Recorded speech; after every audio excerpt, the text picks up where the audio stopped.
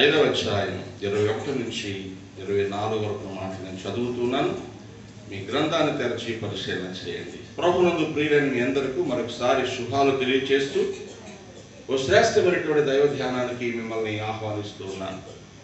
మనం చదువుకున్నటువంటి ఈ వాక్య భాగంలో అద్భుతమైనటువంటి ఒక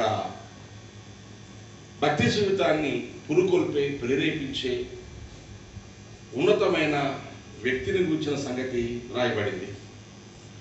హనోకు అనే భక్తుడు దేవునితో అతనుకున్న బంధం దైవలేఖంలో గుర్తు చేయబడింది. ఈ అధ్యాయంలో 8 లేక 9 మంది వ్యక్తుల కోసం రాయబడింది. ఈ 5వ అధ్యాయంలో 8 సార్లు ఆయా వ్యక్తుల కోసం చెబుతూ అతను బ్రతికిన బ్రతుకు తర్వాత 100 సంవత్సరాలు బ్రతికిన తర్వాత అతను మృతి నొందెనని ఈ లేఖనంలో మనం చూస్తాం. హనోకు 365 సంవత్సరాలు బ్రతికాడు, తక్కువ స్పాన్. కానీ ఏం రాయబడింది తెలుసా? దేవునితో నడిచాడు, తర్వాత దేవుడు అతను తీసుకుని పోయాడు, కనుక అతను లేకపోయానని 24వ వచనం రాయబడింది. విశేషం ఏంటంటే వీళ్ళందరూ చచ్చిపోయారు, కానీ హనోకు మాత్రం బ్రతికుండగా పరలోకానికి వెళ్ళిపోయాడు. దేవుని స్తోత్రం. ఈ భౌతిక శరీరం మహిమ శరీరానికి మార్చబడగా దేవుడు అతను తీసుకుని వెళ్ళిపోయాడు, దేవునితో వెళ్ళిపోయాడు, దేవునితో నడిచాడు. అబ్బాయి ఎంత అద్భుతంగా ఉన్నాయో మాటలు. దేవునితో వెళ్ళిపోవడం ఏంటండి? ఇది మనుషులకు సాధ్యమేనా అంటే సాధ్యమని హనోకు భక్తుడు చూపిస్తున్నాడు. ఇదే విషయం భవిష్యత్ కాలంలో మరలా జరగబోతుంది. దేవునికి ఇష్టలుగా దేవునితో నడిచిన భక్తులు యేసు క్రీస్తు ప్రభు మధ్యాకాశానికి మేఘారూఢై రాగానే ఆర్భాటంతో, ప్రధాన దూత శబ్దంతో, బూరధ్వనితో ఆయన వస్తూ ఉన్నప్పుడు ఇదిగో పెళ్లి కుమారుడు ఎదుర్కోవడానికి సిద్ధపడరండి అనే మాట వినగానే సజీవులమై నిలిచిండు మనం ఎవరు దేవునికి ఇష్టలుగా బ్రతుకుతారో వారు రెప్పపాటున మహిమ రూపంలోని మార్చబడి మేఘాల మీద మధ్యాకాశానికి కొనుక్కోబడతారు. దేవునికి స్తోత్రంగా ఉంది. దాని కొరకే క్రైస్తవ సమాజం ఎదురు చూస్తుంది. మనం పాడుకుంటాం, అడుగడుగు మన యేసురాజు మేఘంలోన రానయ్యున్నాడు కొంచెం కాలంలోన, అడుగడుగు మన యేసురాజు మేఘంలోన రానయ్యున్నాడు కొంచెం కాలంలోన. ఏం చేస్తాడు ఆయన? వచ్చేస్తున్నాడు. జేజేలు పాడుతూ ఎదురెళదాం, దూతాలిలాగా నింగికి ఎగిరెళదాం అని భక్తుడు రాశాడు. ఆ గడియ కోసం ఎదురు చూస్తున్నాం. అయితే ప్రభు వస్తాడు, వెళ్ళిపోతాం, ప్రభు వస్తాడు, తీసుకెళ్ళిపోతాడు, ప్రభు వస్తాడు, పరలోకి వెళ్ళిపోతాం పాడుకోవడం మంచిదే. కానీ దానికంటే ముందు ఏం చేయాలో హనోకు భక్తుడు నేర్పించాడు. మనకి ఏం నేర్పించాడు? దేవునితో నడవాలి. దేవునికి స్తోత్రంగా. ఏం చేయాలి? అసలు ఈ హనోకు అనే మాటకు అర్థం ఏంటో తెలుసా? సమర్పణ గలవాడు లేక సమర్పించుకున్నవాడు, డెడికేటెడ్ అని ఉంది ఇంగ్లీష్లో. దేవునితో నడవడం కోసమే సమర్పించుకున్నాడా అన్నట్టు దేవుడు అతనికి ఆ పేరును ఇవ్వడం జరిగింది. ఈరోజు దేవునితో నడిస్తే మన బ్రతుకులో కలిగే లాభాలు ఏమిటో కొన్ని విషయాలు మనం గుర్తు చేసుకుందాం. హనోకు మనకు ఏం నేర్పిస్తున్నాడంటే దేవునితో నడిస్తే నీ బ్రతుకు ఎలా దీవించబడతావు. దేవునితో నడవడానికి మన బ్రతుకులో కలిగి ఉండాల్సినటువంటి అత్యంత శ్రేష్టమైన లక్షణం ఈ సమర్పణ. దేవునికి స్తోత్రం కలిగిన. ఈరోజు భక్తి చేస్తున్నారు చాలామంది, కోటాను మంది ఉన్నారు, కానీ సరైన సమర్పణ లేనటువంటి భక్తి చేస్తున్నారు. గత వారం నేను జ్ఞాపకం చేశాను, వీలు వెంబడి క్రైస్తవులుగా బ్రతకడం. ఏమండి? అనుకూలత ఉన్నప్పుడు క్రైస్తవులుగా బ్రతకడం, కుదిరితే క్రైస్తవులుగా బ్రతకడం, అది కాదు. ఏం కావాలి? ఇప్పుడు సమర్పణ కావాలి. ఏం కావాలండి? Dedication is needed to walk with God, to live with God. దేవునితో బ్రతకడానికి, నడవడానికి సమర్పణ కావాలి. ఆ సమర్పణ లేకపోతే మనం భక్తి చేస్తున్నామని చెప్పుకోవడం కూడా అది ప్రయోజనకరమైనది కాదు ప్రియులారా. లేకుండా మనం చూస్తే హనోకు అన్ని కుదిరితే సమర్పణ కలిగి ఉన్నాడా? అందరూ భక్తి చేసే వాళ్ళ మీద సమర్పణ కలిగి ఉన్నాడా? భక్తులు సమాజంలో ఉండి సమర్పణ కలిగి ఉన్నాడా అని ప్రశ్నించుకుంటే ఆ కాలము ఏ కాలము? భక్తిహీనముగా ప్రజలు మారిపోతున్న కాలం. ఎందుకు చెప్పగలిగాను నేను? ఈ హనోకు కాలం తర్వాతే, ఆ తర్వాత వచ్చిన మెతూషెల, ఆ తర్వాత వచ్చిన లెమెకు, ఆ తర్వాత వచ్చినటువంటి నోవహు. అర్థమవుతుందా? నోవహు కాలంలో దేవుడు ఏం చేశాడు? లోకమంతా చెడిపోయింది కనుక ఈ లోకాన్ని మొత్తాన్ని సకల జీవరాశులతో పాటు నేను తుడిచేస్తాను అన్నాడు. ఎందుకంటే వారు బలత్కారులు అయిపోయారు, నీతిని విడిచిపెట్టేశారు, భక్తిహీనంగా మారిపోయారు అని ఒక గొప్ప జలప్రళయాన్ని రప్పించి ఒక్క నోవహు, ముగ్గురు కొడుకులు, ముగ్గురు కోడలు, నోవహు భార్య 8 మంది మాత్రమే అప్పుడున్నటువంటి ఆ వేలో లక్షలో జనాలలో వాళ్ళు మాత్రమే బ్రతికేలా మిగతా వారందరినీ జలప్రళయంతో దేవుడు తీసేశాడు. అంటే మనుషులంతా ఎలా ఉన్నారు? మంచివాళ్ళ చెడ్డవాళ్ళ? ఎలా ఉన్నారండి? చెడ్డవాళ్ళు. అలాంటి చెడ్డవారు నివసిస్తున్న కాలంలో, అలాంటి భక్తిహీనులు నివసిస్తున్న కాలంలో, అలాంటి దేవుడు అంటే ఇష్టం లేని వారు నివసిస్తున్న కాలంలో హనోకు దేవునితో నడిచాడు. దేవునికి స్తోత్రంగా. మనం ఏమంటామంటే మాకు ప్రార్థన చేసుకో ఉంది కానండి, మాతో ఎవరూ ప్రార్థన చేసుకోవడానికి తోడు లేరండి. మేము భక్తిగా ఉందాం అనుకుంటున్నాం కానండి, మా చుట్టూ ఉన్న వాళ్ళందరూ అన్యులండి. అంత పాపంతో ఉన్న వాళ్ళైతే లేరు ఇప్పుడు, అంత దుర్మార్గ క్రియలు చేసేవాళ్ళు అయితే లేరు ఇప్పుడు. ఆ రోజుల్లో బహుభయంకరమైనటువంటి పాపపూరితమైన జీవన విధానం ఉంది. దేవుడు చూసి ఓర్చుకోలేనంత. అర్థమవుతుందా? అంత చెడ్డవారు నివసిస్తున్న కాలంలో హనోకు ఏం చేశాడు? దేవునితో నడిచాడు. అంటే హనోకు హృదయంలో ఒక సమర్పణ ఉంది. ఎవరు దేవుని ప్రేమించినా ప్రేమించకపోయినా, ఎవరు దేవుని మాట విన్నా వినకపోయినా, ఎవరు భయభక్తులు కలిగి ఉన్నా కలిగి లేకపోయినా, ఎవరు మంచిని ప్రేమించినా ప్రేమించకపోయినా, నేను మాత్రం నా దేవుని మాట చొప్పున బ్రతకాలి. దేవునికి స్తోత్రంగా. హల్లెలూయా. దావీదు భక్తుడు కూడా మాట చెప్తాడు. మీరు చూస్తే 52వ కీర్తనలో మనం తరచుగా ఆయా సమయాల్లో గుర్తు చేసుకునే మాటే. లోకంలో ఉన్న మనుషులను జ్ఞాపకం చేస్తాడు, తన విషయం చెప్తాడు. 7-8 వచనాల్లో, ఇదిగో దేవుని తమకు దుర్గముగా ఉంచుకొనక తన ధన సమృద్ధి యందు నమ్మిక ఇచ్చి తన చేతును బలపరుచుకున్న వాడు వీడే అని చెప్పుకొనుచు వాణిని చూచున్నవుదురు. ఎవరో ఒక మనిషిని దావీదు ఇక్కడ చూపిస్తూ మాట్లాడుతున్నాడు, లేక ఒక సమాజాన్ని, కొందరు వ్యక్తులను చూపిస్తూ మాట్లాడుతున్నారు. వాళ్ళు ఎలా ఉన్నారంటే ధనమే దేవుడు అనుకుంటున్నారండి. ఎలా అనుకుంటున్నారు?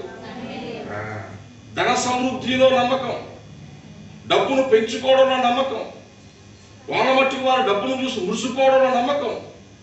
డబ్బు కంటే ఏవి ఎక్కువ కాదు, బంధాలు ఎక్కువ కాదు, ప్రేమ ఎక్కువ కాదు, ఆప్యాయత ఎక్కువ కాదు, దైవ సన్నిధి ఎక్కువ కాదు, డబ్బే ఇంపార్టెంట్ అనుకున్న జనాలున్న కాలంలో తమ చుట్టూ అలాంటి మనుషులు ఉండగా దావీదు అంటాడు, నేనైతే, అంటే ఎవరెలా పోయినా, ఎవరాంటి పరిస్థితుల్లో, నేనైతే దేవుని మందిరములో పచ్చని ఒలీవ చెట్టు వలె ఉన్నాను, నిత్యము దేవుని కృపయందు. దేవునికి స్తోత్రం. అంటే ఏం కావాలి ఈ మాట చెప్పడానికి? సమర్పణ. ఏం కావాలండి? కనుక హనోకు భక్తిహీనుల మధ్య, పాపముతో నిండిన ప్రజల మధ్య దేవునితో నడవడానికి సమర్పణ కలిగి ఉన్నాడు. దేవునికి స్తోత్రం కలిగి ఉన్నాడు. మనం కూడా దేవునితో నడవడానికి ఏం చేయాలి? మన చుట్టూ ఉన్న వారిని చూడకూడదు. వాళ్ళు ఎప్పటి నుంచో దేవుణ్ణి నమ్ముకున్నారు, వాళ్ళే అటు ఇటుగా ఉన్నారు, మనం అంత సీరియస్గా భక్తి చేయాల్సినంత అవసరం లేదు అని అనుకోవడానికి వీలు లేదు. ఎవరి లెక్క వాళ్ళది. ముందొచ్చారా వెనకొచ్చారా, వాడు బాగా ప్రార్థన చేస్తున్నాడు, అలాగైపోతే మన సంగతి ఇవేమొద్దు. నేనైతే దేవునితో నడవడానికి కావలసింది ఇండివిజువల్ డెడికేషన్, నీ వ్యక్తిగతమైన సమర్పణ. ఎవరో తప్పు చేస్తావంటే అది నువ్వు తప్పు చేయడానికి లైసెన్స్ కాదు. ఎవరో భక్తిహీనంగా ఉంటే నువ్వు భక్తిహీనంగా మారిపోవడం అనేది లైసెన్స్ కాదు.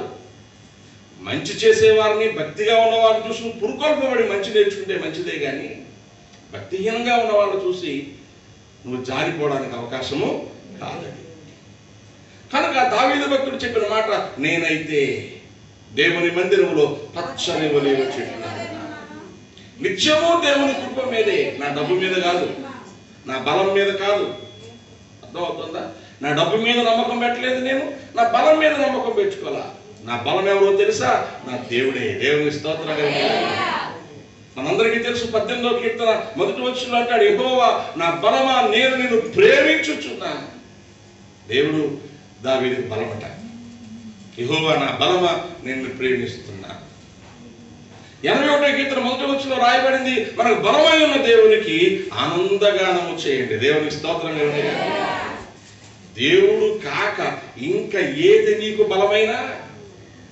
మనం చదువుకున్న 52వ కీర్తన 7వ వచనం ప్రకారం చేటును బలపరుచుకోవడమే. చేటు అంటే ఏంటి మీకు తెలుసా? చేట. ఏంటి చేటు అంటే? కీడు. చేటు అంటే కీడు, నాశనము, అపాయము, ప్రమాదము అని అర్థం. అంటే నీ కీడు నువ్వే తెచ్చుకుంటావు, నీ ప్రమాదాన్ని నువ్వే కొని తెచ్చుకుంటావు, నీ నాశనాన్ని నువ్వే కొని తెచ్చుకుంటావు. ఎప్పుడు? దేవుణ్ణి గాక ఇంకా దేని నువ్వు చూసి ఇది నా బలం అనుకున్నా. ఇర్మియా గ్రంథం 2వ అధ్యాయంలో దేవుడు మాట్లాడే మాట మీరు చూస్తే, ఇశ్రాయేలు జనాంగంతో వారు చేస్తున్నటువంటి దుర్మార్గమైనటువంటి బ్రతుకును గురించి దుఃఖపడుతూ ఇర్మియాతో మాట్లాడుతూ, ఇర్మియా ద్వారా మాట్లాడుతూ, ఇదిగో దేవుడు పలు సంగతులు చెప్పాడు. దానిలో ఒక మాట మీకు నేను జ్ఞాపకం చేస్తా ఉంటాను. చూడండి 17వ వచనంలో, ఇర్మియా గ్రంథం 2వ అధ్యాయం 17వ వచనం, నీ దేవుడైన యెహోవా నిన్ను మార్గములో నడిపించుచుండగా నీవు ఆయనను విసర్జించుట వలన ఈ బాధ, ఏదో బాధ ఉంది కదా ఇప్పుడు నీకు, ఏదో కష్టం ఉంది కదా, ఏదో ప్రమాదం ఉంది కదా, ఏదో ఇబ్బంది ఉంది కదా, ఈ బాధకు కారణం ఎవరు తెలుసా? దేవుడు కాదండి. దేవుడేమో నిన్ను మార్గంలో నడిపించాలనుకుంటున్నాడు, నువ్వేమో దేవుని విసర్జించి నీకు నువ్వే ఈ బాధను కలుగు చేసుకుంటున్నావు. గమనిస్తున్నారు? అందుకే దావీదు అంటాడు, ఎవడు ఎలా పోయినా నేనైతే నా దేవుని మందిరంలో పచ్చని ఒలీవ చెట్లా ఉన్నాను, ఉంటానంతే. It's dedication. హనోకు దగ్గరికి వద్దాం. హనోకు కూడా అదే అనుకున్నాడు. ఏంటంటే, ఎవరు దేవుని వెంబడించినా వెంబడించకపోయినా నా మట్టుకు నేను నా దేవునితో నడవాలి. ప్రాక్టికల్గా ఏంటంటే, ఆత్మీయ భావంతో చూస్తే దేవునితో బంధం కలిగి ఉన్నాడని, అక్షరార్థంగా చూస్తే ఒకవేళ ప్రతిరోజు దేవుడు వచ్చేవాడేమో వాకింగ్ కోసం, తన మహిమను తగ్గించుకొని హనోకు అందుబాటులోకి వచ్చి, రా హనోకు మనం కలిసి నడుద్దామంటే జస్ట్ దే వాక్ టుగెదర్, ఒకరితో కలిసి నడిచేవారేమో. అలా ఎంతకాలం? 365 సంవత్సరాలు. ఊహ తెలిసిన దగ్గర నుంచి ఈ లోపల నుంచి వెళ్ళిపోయేదాకా ఒక రోజా 2 రోజులా? 3 ఏళ్ల భక్తికే చతకబడిపోతున్నాం. ఓ 10 ఏళ్ళు భక్తి చేస్తే నామకార్థంగా మారిపోతున్నారు. అంతా మాకు తెలిసేసి అనుకోని. అర్థమవుతుందా? ఎంత దారుణంగా మారిపోయామంటే, ఆ రోజు పరిచయం కంటే కూడా ఇంకా దారుణంగా స్వనీతికి వెళ్ళిపోతున్నారు. అది మొట్టమొదటిది, హనోకు దేవునితో నడిచాడు. అంటే సింగిల్ పర్సన్ ఏమోనండి, సోలో పర్సన్ అయి ఉంటాడు, ఏ బాధలు బంధాలు ఉండో. హనోకు సింగిల్ పర్సన్ ఏం కాదండి. కుమారులను కుమార్తెలను కనెను అంటే బిడ్డలున్నారు. పిల్లలు ఉండగా దేవునితో నడిచాడంటే నా ఉద్దేశం, అతడు తన కుటుంబముతో కూడా కలిసి దేవునితో నడిచాడు. దేవుని స్తోత్రం. హల్లెలూయా. నాన్నేడమ్మా అని అడిగాను. ఏమోనండి, ఆ ప్రార్థనకు దేనికో పోతా ఉంటాడు అంద పిల్ల. దేనికి పోతాడంట? ఆ ప్రార్థనకు దేనికో పోతాడంట. తండ్రి మీద వాళ్ళకి ఏం లేదు అంటే, ఆ నాన్న మందు కొట్టేసి వచ్చి ఇంట్లో చితకేసిస్తే బాగుండు, సంపాదించిన సంపద ఆ ఇంటికి ఇవ్వకుండా మొత్తం ఖర్చు పెట్టి అప్పుల్లో ముంచేస్తే బాగుండు. ఈ పిల్ల 6 నెలలకు ఒకసారి కొత్త బట్టలు కొంటూ ఉంటుంది. ఎక్కడి? ఆ నాన్న ఇచ్చి కదా. ఇంట్లో మంచి భోజనం తింటారు, ఇల్లు శుభ్రంగా ఉంటుంది. అంటే ఇంటిని బాగా చూసుకుంటూ దేవునితో నడిస్తే వీళ్ళకి ఎలా ఉంది? ఏమంటే ఎలా ఉందండి? ఎక్కడికో పోతాడట ప్రార్థనలో, ఎప్పుడో దేవుడు దేవుడు అంటాడండి. అంటే ఏం అర్థం కాలేదు? తండ్రి విశ్వాసము అర్థం కాలేదు. హనోకు కుటుంబం అలా ఉంటుంది అనుకోండి నేను. హనోకు తన కుటుంబంతో కూడా కలిసి దేవునితో నడిచి ఉంటాడు. దేవునికి స్తోత్రంగా. అందుకే హనోకు వెళ్ళిపోతున్న కుటుంబం మరి ఏమయ్యారు అంటే, నా ప్రభు దగ్గరికి వెళ్తున్నాళ్ళే, మేము కూడా వెళ్తాం ఇవాళ రేపు. కనుక నీ సమర్పణ, నీవు దేవునితో నడవాలి. నెంబర్ 1. రెండవది నీ సమర్పణ నీ కుటుంబముతో కూడా కలిసి దేవునితో నడవాలి. అది ఎప్పుడు మొదలు పెట్టాలి? కుటుంబంలో అందరూ ఇష్టంగా ఉన్నప్పుడు, పిల్లలు చిన్నోడుగా ఉన్నప్పుడు, వాళ్ళ మాట వింటున్నప్పుడు, మనతో హృదయాలు కలిసి ఉన్నప్పుడు, రండి మనం ప్రార్థన చేసుకుందాం, రండి దేవుని వాక్యాన్ని చదువుదాం, రండి మందిరానికి వెళదాం అని దేవుని సన్నిధిలో చెప్పేవారము కావాలి. దేవుని స్తోత్రం కలుగుగా. నీ పిల్లలతో కూడా వచ్చి ప్రభు సన్నిధిలో ఉండాలి. దేవునికి స్తోత్రం కలుగుగా. నీ పిల్లలతో ఉదయకాలం కూర్చొని ప్రార్థన చేయాలి. నీ పిల్లలతో సాయంకాలం కూర్చొని ప్రార్థన చేయాలి. నీ పిల్లలతో వారానికి ఒకసారి, నీ కుటుంబంతో వారానికి ఒకసారి కనీసం కుటుంబ ప్రార్థనలో కూర్చోవాలి. కుదిరితే రోజు లేదో ఒక అలవాటు కోసం క్రమబద్ధంగా. ఏం జరుగుతుంది? నీ జీవితంలో సమర్పణ లేకపోవడం వలన నీ కుటుంబాన్ని చెడగొట్టుకుంటున్నావు. ఏం చేస్తున్నావు? సమర్పణ లేకపోతే చెడగొట్టుకుంటున్నావు. కనుక నీ కుటుంబంతో కూడా కలిసి దేవునితో నడవడానికి నీకు సమర్పణ ఉండాలి. దాని పేరు మొక్కుబడి. మన భాషలో చెప్తే, మనకు అర్థమయ్యే భాషలో చెప్తే మొక్కుబడి. ఏమర్థం అవుతుంది? We must have dedication. హనోకు దేవునితో నడిచాడు వ్యక్తిగతంగా, హనోకు కుటుంబంతో కలిసి దేవునితో నడిచాడు. హనోకు పేరుకు తగ్గట్టు సమర్పణ గలవాడయ్యాడు. దేవునికి స్తోత్రం. సరే, దేవునితో నడిస్తే కలిగే ప్రయోజనాలు చెప్తాను.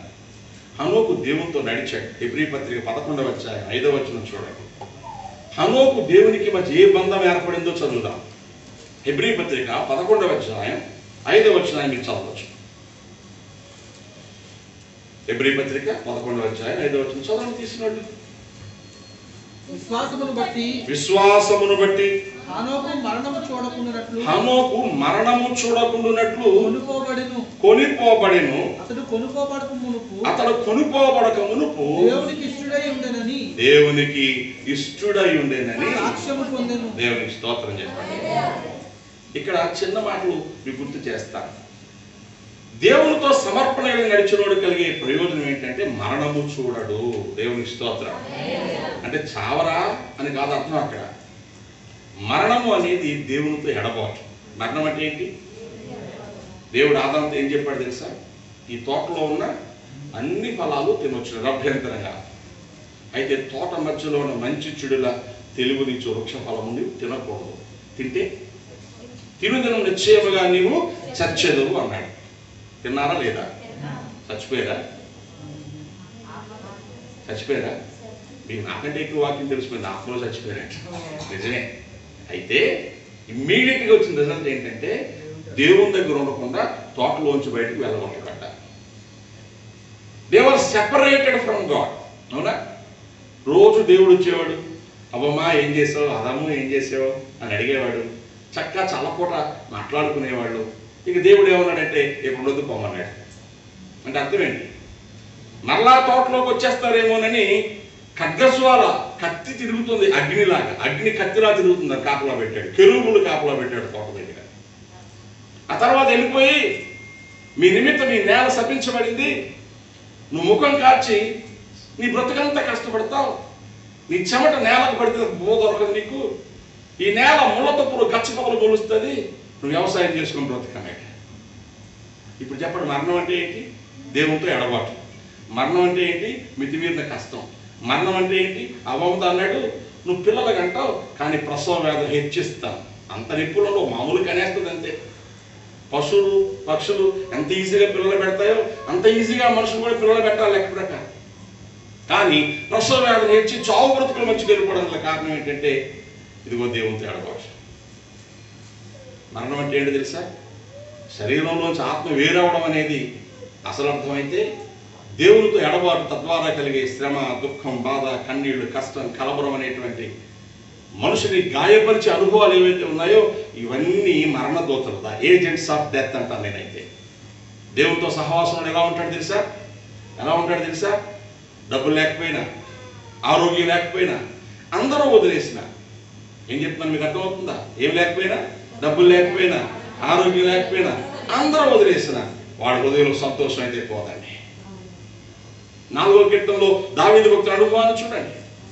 7-8 వచనాలు 4వ కీర్తనలో, వారి ధాన్య ద్రాక్షారసమును విస్తరించిన నాటి సంతోషము కంటే అధికమైన సంతోషము దావీదు పాడుకున్నాడు. వారు అంటే సంబడి ఎల్స్, ఎవరో కొందరున్నారు. ధనం మీద నమ్ముకున్నవారు, ఆస్తుల మీద నమ్ముకున్నవారు, పంటల మీద నమ్ముకున్నవారు, వారికి ధాన్యము ద్రాక్షరసం వస్తే సంతోషం. అవునా? లక్షలు కలిసి వస్తే సంతోషం, ఎకరాలు ఎకరాలు కొంటే సంతోషం, బంగారం కొనుక్కుంటూ వెళ్తే సంతోషం, బిల్డింగ్లు కడుతూ వెళ్తే సంతోషం. మంచిది, అన్నీ కావాలి. అవి లేకపోతే సంతోషం ఉండదని అర్థం. అక్కడ దావీదు అంటాడు, వారు ధాన్యము ద్రాక్షరసం విస్తరించిన నాటి సంతోషము కంటే అధికమైన సంతోషం దేవునికి స్తోత్రం చెప్పాలి. రెండు రకాలుగా చెప్పొచ్చు. ఏమి లేకపోయినా సంతోషంగా ఉంచాడు అన్నది మొదటి అర్థం అయితే, సంతోషించడానికి కారణంగా అన్ని ఇస్తాడన్నది రెండో అర్థం. దేవునికి స్తోత్రం చూసారా?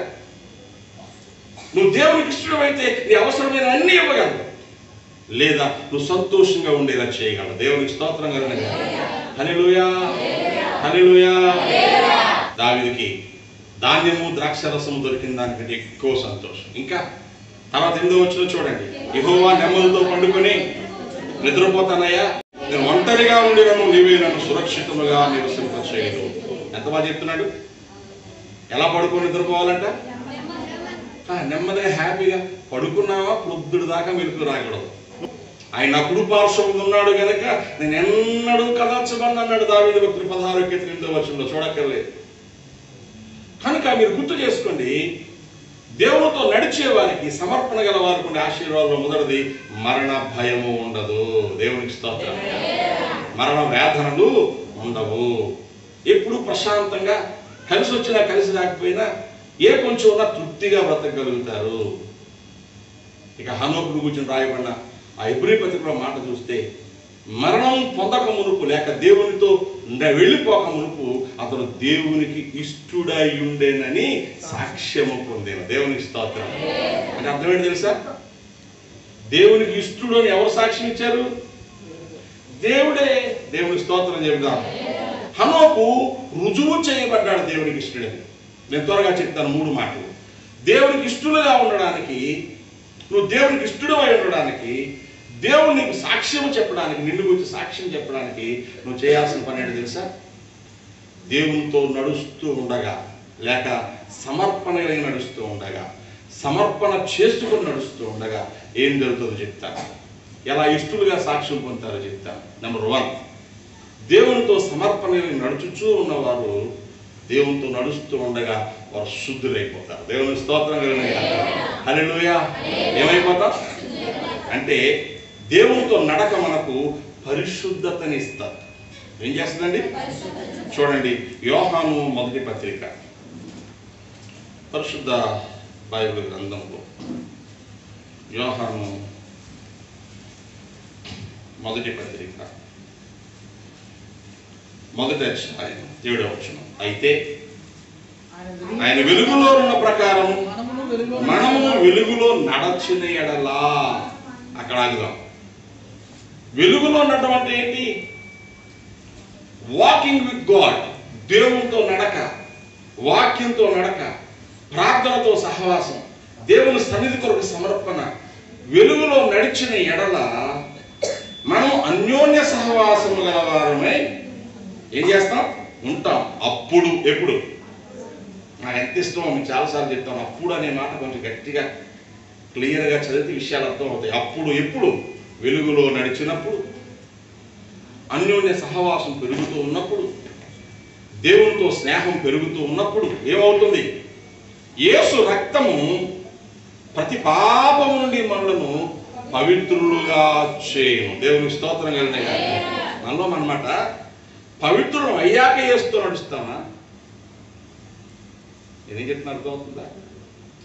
పాపము నుండి విడిపించబడ్డాక యేసుతో నడుస్తామా? యేసుతో నడుస్తూ ఉండగా పాపాలు పోతాయా అంటే రెండు కరెక్టే. యేసుతో నడక మొదలు పెట్టినప్పుడు అప్పటి వరకు మనం చేసిన ప్రతి పాపాన్ని ప్రభు క్షమించి తన బిడ్డలుగా చేసుకుంటాడు. దేవుని స్తోత్రం చెప్పాలి. ఆ తర్వాత నడుస్తూ ఉండగా, లోకంలో ఉండగా మనకు ఎదురవుతున్న ప్రతి కీడు నుంచి మనం కాపాడుకోవడానికి, కొన్నిసార్లు మన మీద ఏలుబడి చేయడానికి శరీరం ద్వారా పాపం ప్రయత్నం చేస్తూ ఉంటే దాని నుంచి నిరంతరము శుద్ధి చేస్తూ ఉంటాడు. ఉదక స్నానము చేత మనల్ని పవిత్రపరిచి తన ఎదుట నిర్దోషంగా నిలబెట్టుకోవాలని ప్రతినిత్యము వాక్యముతో మనకు అడుగుతూ ఉంటాడు. దేవుని స్తోత్రంగా. హల్లెలూయా. యేసుతో సహవాసం మొదలుపెట్టినప్పుడు రక్తంతో కడిగాడు. యేసుతో నడుస్తూ ఉండగా వాక్యమనే నీళ్లతో కడుగుతూ ఉన్నాడు. ఇంకా పోనటువంటి మురికి ఏదన్నా ఉంటే అగ్నితో కాలుస్తాడు. దేవుని స్తోత్రం కలిగిన పరిశుద్ధాత్మతో. యేసు రక్తంతో కడిగాడు, వాక్యంతో శుద్ధి చేస్తూ ఉంటాడు. ఇక ప్రభువు తన సంధికి చేర్చుకునే ముందు పరిశుద్ధాత్మ అగ్ని చేత పరిపూర్ణను చేస్తాడు. దేవుని స్తోత్రం. కాబట్టి నడిచేవాళ్ళు ఏమవుతారు చెప్పండి? ఇప్పుడు శుద్ధులు అవుతారు. లూకా సువార్త 17వ అధ్యాయంలో చూస్తాం. 10 మంది కుష్ఠరోగులు ప్రభు దగ్గరికి వచ్చారు, బాగు చేయమని అడిగారు. ప్రభు మీరు వెళ్ళండి, యాజకులను చూపించుకోండి అనగానే వారు తిరిగి వెళుతూ ఉన్నారు. రాయబడింది అక్కడ, వారు వెళ్ళుచుండగా శుద్ధులై. వెళుతుంటే ఏమైపోతారు? అదండి. కాబట్టి నడుస్తూ ఉండగా ఏమవుతామంటే పవిత్రులు అవుతాం. ఈ సరిగ్గా నడిస్తే యేసు రక్తములను పరిపూర్ణులుగా పరిశుద్ధులుగా చేస్తారు. కాబట్టి హనోకు దేవునితో నడుస్తూ ఉండగా పరిపూర్ణుడయ్యాడు, పరిశుద్ధుడయ్యాడు. రెండవ మాట చెప్తాను. నడుస్తూ ఉండగా ఏమవుతామో తెలుసా? దేవునితో నడుస్తూ ఉండగా మన జీవితంలో మన పట్ల దేవుని యొక్క ప్రణాళిక ఏమైతే ఉందో, దేవుడు ఏదైతే సంకల్పించాడో మనం ఆ ప్రణాళికలు ఇమర్చబడి దేవుని సంతోషపరుస్తాం. దేవుని స్తోత్రం కలిగిన హల్లెలూయా. ఈరోజు చాలా మంది దైవ చిత్తాన్ని వ్యతిరేకంగా జీవిస్తూ దేవుని చిత్తం అయితేనండి అంటున్నారు. ఏమంటున్నారు మాట్లాడితే? దేవుని చిత్తం అలవాటుగా మారిపోయింది. దేవుని చిత్తం అయితేనండి, దేవుని చిత్తం అయితే ఈ వారంలో ఇల్లు ఓపెన్ చేసేస్తామండి. ఎప్పుడు? అయ్యారు మంగళవారం శుక్రవారం కాదండి, మిగతా రోజులు ఎప్పుడైనా పర్లేదు. ఏ దేవుని చిత్తం అయితే అన్నాం. మరి మంగళవారం ఏం పాపం చేసింది? మంగళవారం దేవుడు చేయలేదా? ఏది అమావాస అంటే అమావాసం దేవుడు చేయలేదా? అంటే దేవుడు చేసింది ఏదైనా మంచిదే కదా, మనం ఎందుకు దాన్ని యాక్సెప్ట్ చేయలేకపోతున్నాం? ఫలానా రోజు కావాలి, ఫలానా టైం కావాలి, ఫలానా టైం అయితే వద్దు అని అంటున్నావు అంటే అర్థం ఏంటంటే దేవుడు చేసిన దానిలో నువ్వు నమ్మకము ఉంచలేదు అని అర్థం. అర్థమవుతుందా? ఇప్పుడు దేవుని చిత్తం నీకు అర్థం కాకపోవడానికి కారణం దేవునితో నడవకే, దేవుడు సరిగ్గా అర్థం చేసుకోకే. నిర్గమకాండం 4వ అధ్యాయంలో ఓ మాట రాయబడింది. దేవుడు మోషేని ఐగుప్తు దేశానికి వెళ్ళి నీ ప్రజలను విడిపించి తీసుకొనిరా, మీ అన్నని నీకు తోడుగా ఇస్తాను, నేను పంపిస్తాను అన్నాడు. అప్పుడు తన భార్యని 2 బిడ్డలు తీసుకొని మోషే ప్రయాణమై వస్తున్నాడు. అతను పోవు మార్గమున 24వ వచనంలో ఉంటుంది. నిర్గమకాండం 4:24లో సత్రములో యెహోవా అతను ఎదుర్కొని అతని చంప చూడగా అని ఉంది. ఇది ఒక అద్భుతమైనటువంటి మర్మం. చిన్నగా చెప్తాను వినండి. వెళ్ళమన్నవాడు దేవుడే, పని అప్పగించినవాడు దేవుడే, కానీ వెళ్తా ఉంటే దేవుడే దారిలో ఎదురై మోషేని చంపిపోయాడంట. ఎందుకు అంటే అప్పుడు భార్య అయిన సిప్పోరా ఏం చేస్తుందో తెలుసా? వాడిగా రాయిని తీసుకొని తన కుమారునికి సున్నతి చేసి అతని పాదం మీద అది పడవేసి, నిజముగా నీవు నాకు రక్త సంబంధమైన పెనిమిటి వైతివి అని అంతటా ఆయన అతనిని విడిచాను. ఈ ముఖ్య మీరు అండర్లైన్ చేసుకోవచ్చు. అంతటా ఆయన అతనిని విడిచాను. ఎంతటా అంటే ఎప్పుడు? సిప్పోరా తన పిల్లలకు సున్నతి చేయగానే.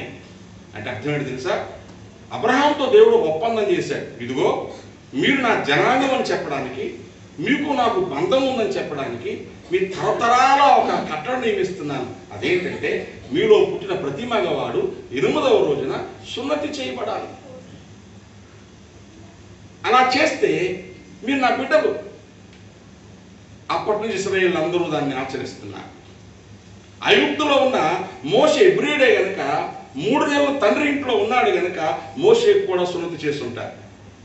కానీ మోషే పెద్దవాడై 40 ఏళ్ళు రాజు ఇంట్లో పెంచబడి, ఆ తర్వాత 40 ఏళ్ళు గొర్రెలు కాయడానికి విజ్ఞాన దేశంలో వెళ్ళిపోయిన తర్వాత గొర్రెలు కాయడానికి తన బ్రతుకును ఇముడ్చుకొని అక్కడే పెళ్లి చేసుకుని బిడ్డల కన్న తర్వాత తన పిల్లలకు ఏం చేయలేదు? సున్నతి చేయలేదు.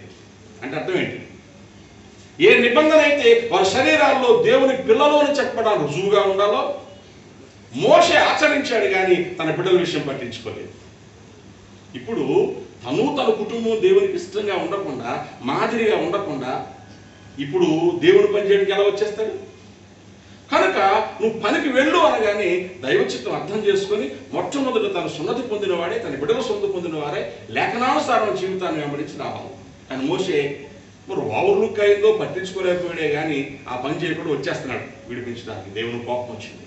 నాతో నడిచే నువ్వు నా చిత్తాన్ని గ్రహించకుండా నడిస్తే ఎలా చంపబోయాడు.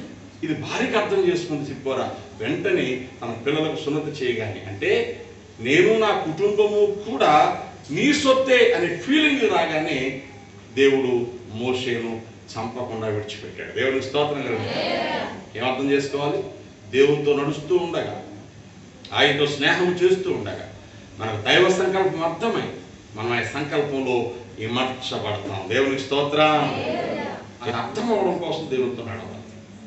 దేవునితో నడుస్తూ ఉండగా, ఇందుకా ప్రభువా నన్ను పిలిచావు, ఇందుకా ప్రభువా నన్ను రక్షించుకున్నా, నా బ్రతుకు వల్ల ఈ పని జరగాల ప్రభువా, నేను ఈ పని చెయ్యాలా ప్రభువా అని మనం అర్థం చేసుకుని ఆ చిత్తంలో అమర్చబడతాం. అప్పుడు దేవునికి ఇష్టమై ఉంటాం. దేవునికి స్తోత్రం కలుగుతుంది. కొనుపోకబడక మునుపు హనోకు దేవునికి ఇష్టడని సాక్ష్యం పొందాడంటే హనోకు పరిశుద్ధుడయ్యాడు, హనోకు దైవ చిత్తము చేయువాడయ్యాడు. దేవుని స్తోత్రం కలిగినగా అర్థమవుతుందా? అనగా దేవునితో నడుస్తూ ఉండగలిగిన మూడవ ఆశీర్వాదం చెప్తాను. మనము పరిశుద్ధమై దైవ చిత్తము చేయువారుగా మార్చబడి ఫైనల్గా చేసేది ఏంటి తెలుసా?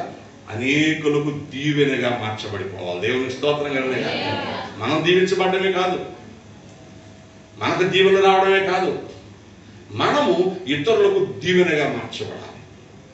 మనం చదువుకుంటాం కదా, యోహాను 12:24 గోధుమ గింజ భూమిలో పడి చావకుండా ఎడల అది ఒంటిగానే ఉంటుంది, చేస్తే విస్తారంగా ఫలిస్తుంది. గింజలు విస్తారంగా ఫలించాలి.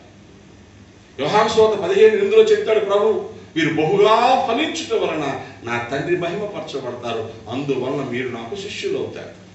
మనం ఫలిస్తేనే తండ్రికి మహిమ.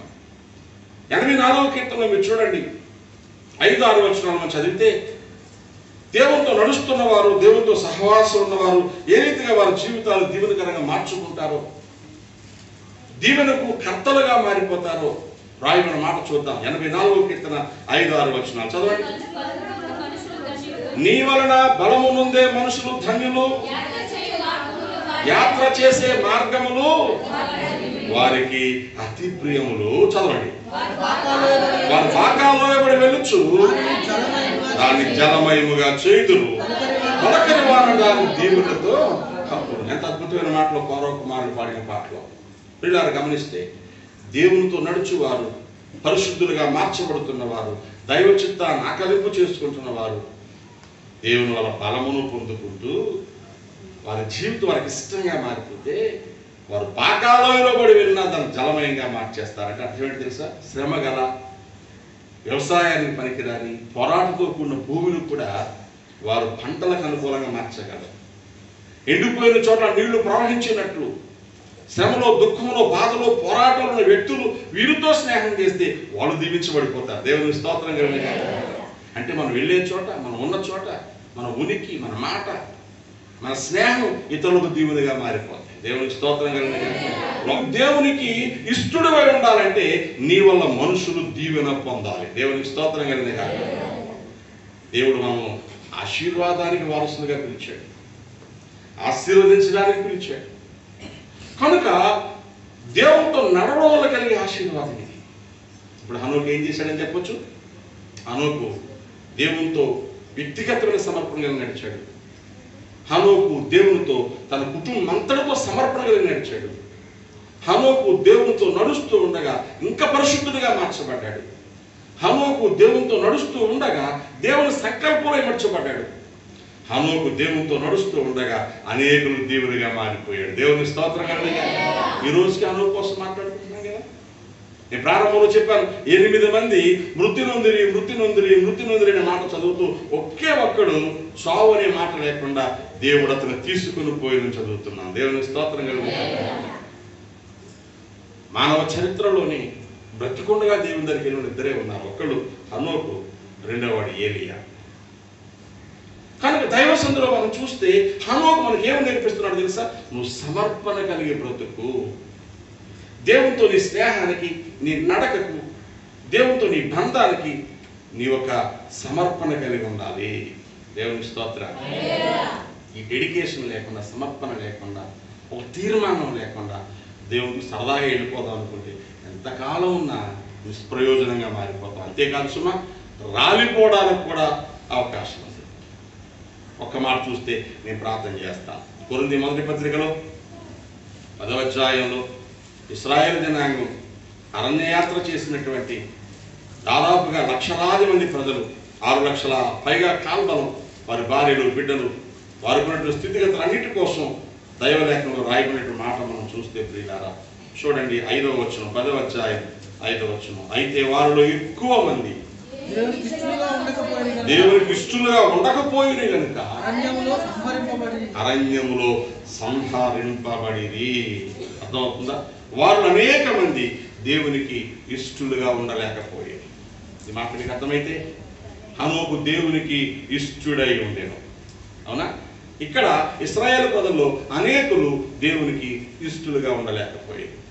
ఇప్పుడు నువ్వు తెలుసుకోవాలి, దేవునికి ఇష్టడువై ఇష్టరాలువై ఉండి నీవు నీ కుటుంబము దేవుని మహిమపరుస్తూ దీవెనగా మారుతారా? ఇష్టలము కాకుండా ఎలాగోలా బ్రతికేద్దాం అనుకుని దేవుడితో నడుస్తూ త్రావులో రాలిపోయే స్థితిలోకి వెళ్ళిపోతామా? అందుకు దేవుడు మన పిల్ల ఎందుకు పిలిచాడు? తన నిత్య మహిమకు మనల్ని పిలిచిన దేవుడు. పేతురు మొదటి పత్రిక 5వ పత్రిక ప్రకారం దేనికి పిలిచాడు తెలుసా? నిత్య మహిమకు మనం పిలిచిన దేవుడు. అప్పగించుకుంటే ఆయనతో నడిస్తే ఆయనే మనం శుద్ధి చేసి సంపూర్ణంగా చేసి అక్కడికి తీసుకుని వెళ్తాడు. దేవునికి స్తోత్రం. కనుక ఈ సమయంలో ఈ ఆరాధనలో ఒక చిన్న సమర్పణ మన జీవితంలో కలిగి ఉండాలి. ప్రభువా, నేను నీతో నడుస్తానయ్యా. Walk with Jesus. ప్రతిరోజు నా బ్రతుకులో ఏ పరిస్థితుల్లోనైనా నీతో నడుస్తానయ్యా, నీతో స్నేహం చేస్తానయ్యా. నువ్వు లేకుంటే నా బ్రతుకు అర్థం లేదయ్యా. నీవు నేను కలిసి నడిచి నీ నడక నా బ్రతుకు నీకు ఇష్టడను ఇష్టరాలని సాక్ష్యం పొందేలాగా నేను ఆశతో ప్రార్థన చేస్తున్నానయ్యా. నన్ను ఆశీర్వదించని ప్రార్థన చేద్దాం. ఎవరు మట్టి వారు దయచేసి తల వంచి కళ్ళు మూసుకొని ప్రభు పాదాలు పట్టుకొని మనం ప్రార్థన చేసుకుందాం. మహాపరిశుద్ధుడైన తండ్రి, నీ పాదములకు వందనాలు నాయన. అమూల్యమైన నీ వాక్కు ద్వారా మమ్మల్ని మరొకసారి పురుకొల్పునందుకు వందనాలు చెల్లిస్తున్నాను. నీతో నడవడం మాకు నేర్పించు. మీ నడకలో, మీతో సహవాసంలో నీవు కోరిన రూపంలోనికి మేము మలచబడ్డానికి కృప చూపించండి. పరిశుద్ధతలో నిశ్చిత్తము చేయడంలో, దీవెనగా మారడంలో శిల్పకారుడా అద్భుతమైనటువంటి చాకచక్యమైనటువంటి నీ క్రియ మా మీద జరిగించండి. ఆశతో ప్రార్థించి ప్రతి వారితో ఈ మాటలు వింటున్న వారితో మీరు దీవించండి. నీకు అనుకూలంగా మార్చండి. ఇంత మంచి ధ్యానానికి సమయాన్ని మాకు ఇచ్చినందుకు వందనాలు చెల్లిస్తాను. యేసు పరిశుద్ధ నామములో ప్రార్థించి వేడుకుంటున్నాను.